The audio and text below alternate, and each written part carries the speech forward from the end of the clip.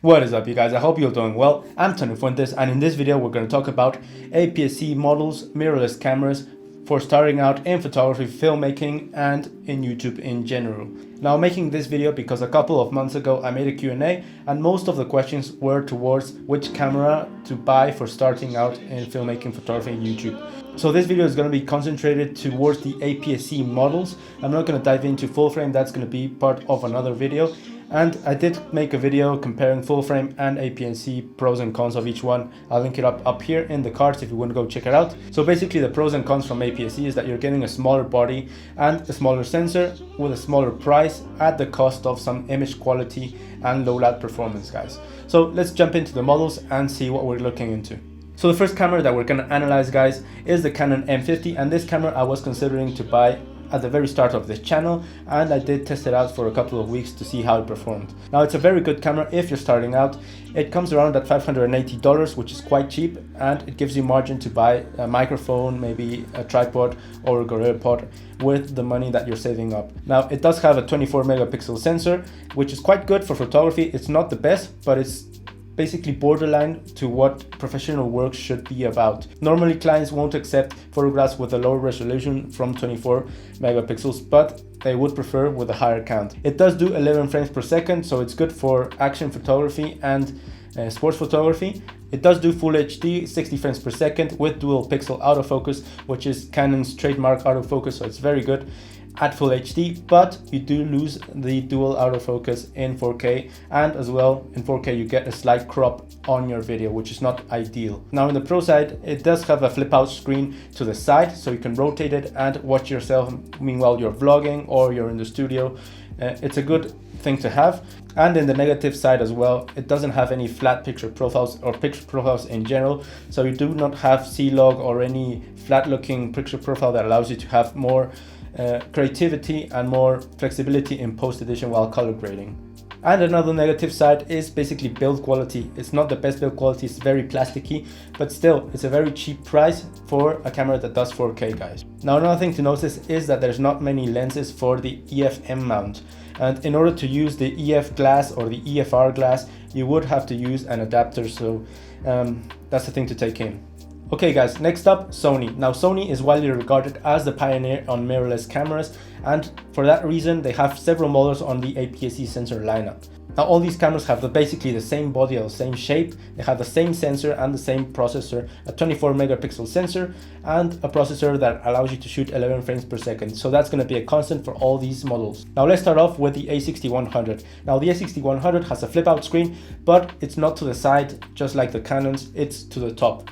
Now, this is quite a disadvantage because at the top you have the horseshoe mount, which you can mount in your microphone, and if you mount in the microphone you basically can't see the screen. So there's some solutions like adding a cage and putting the microphone in another part. So that's a solution, but it's still a bummer that Sony didn't even think of the microphone when they put out the flip out screen to the top. Now, the 6100 and all the Sonys that we're going to look into do 4K 24 frames per second downsampled from 6K, meaning that the 4K in these cameras is going to be very crisp, very sharp, and very high quality, guys. They also do full HD at 120 frames per second, meaning that you can get that 4x slow motion, which is very good if you want to get into a more creative style. Now, the 6100 does have some drawbacks. It does have a more of a plasticky body comparing to the bigger brothers, and also it doesn't have any flat picture profiles or any picture profiles in general. So the price of this camera is $765, which is a bit more expensive than the Canon, but you get a better quality in the image in general.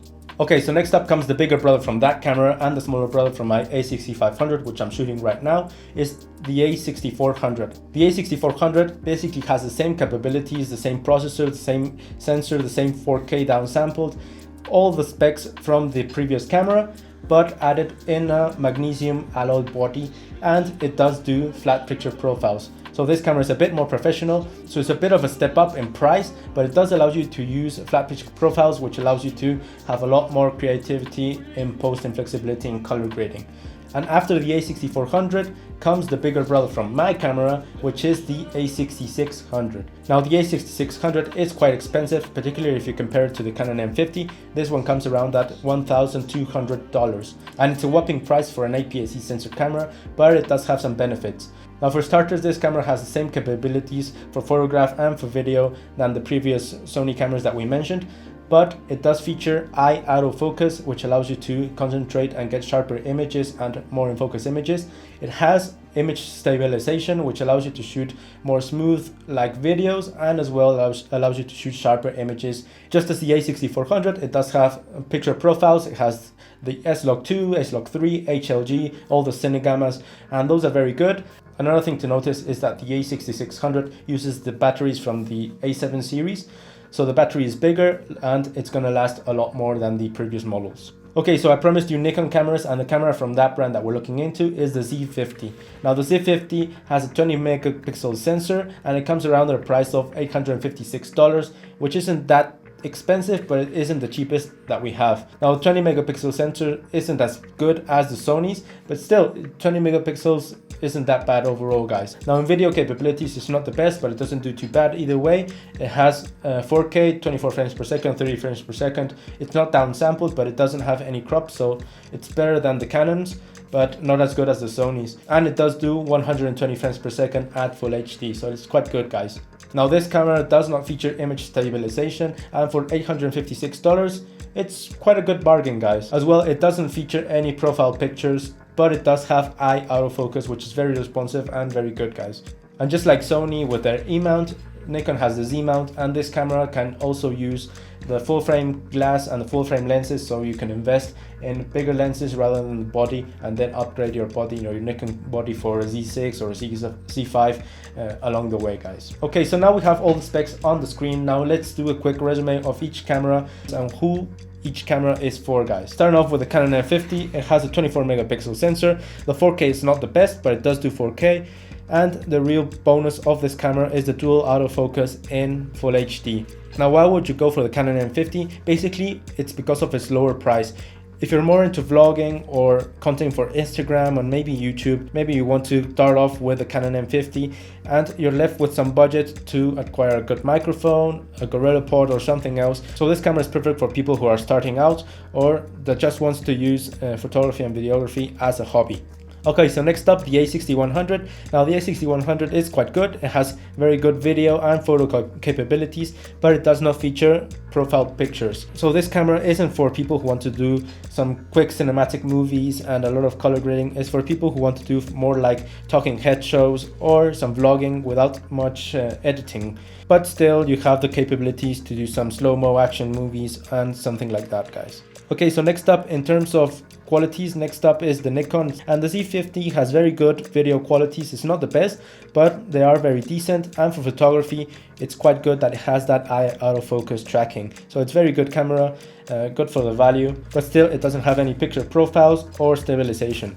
Following the Nikon comes the A6400, which is for people that don't have quite the budget to invest in a full frame, but still they want a camera with flat picture profiles so they can be a bit more creative in post-edition, guys. So if you're gonna invest $900 in the A6400, I would suggest that you skip it, save up a bit more and buy the A6600. Now the A6400 rather seems a bit obsolete if you compare it to the A6600. The A6600 has eye autofocus, has internal stabilization, the flat picture profiles as well, and it also has a better battery. So for $300 more, you're getting a lot more package in the camera, and it's a lot more useful if you're planning to use it as a semi-pro camera for some shoots, from some client work, or even for some movies or YouTube, guys. So I would consider the A6400 a bit useless if you compare it to the A6600. Just invest a bit more and you get a much better quality camera. So guys, that's the comparison APS-C sensor cameras for beginners on YouTube, filmmaking and photography. That's the cameras that I recommend. I didn't take any opinions on the GH5 and all those cameras, the Panasonic cameras. That's a Micro Four Thirds system. That's a whole complete different story with a different sensor. All these cameras are fantastic, guys. Remember, you can use any camera, any cell phone to create good content. The story and the quality of the information you deliver is always going to be more important than the equipment that you use to capture it. And maybe in the coming weeks, guys, I'll release another video with entry-level full-frame cameras for beginners, and that's for people that want to take the photography in a more serious level. That's the cameras that I'm looking into right now to upgrade from my APS-C sensor cameras. And that's gonna be all for today, guys. If you did like the video, can you please give it a like? It really makes a difference, and consider subscribing. Hit the notification bell to be notified when I upload the next video. I'm Tony Fuentes. Cheers to all of you, and see you in the next one.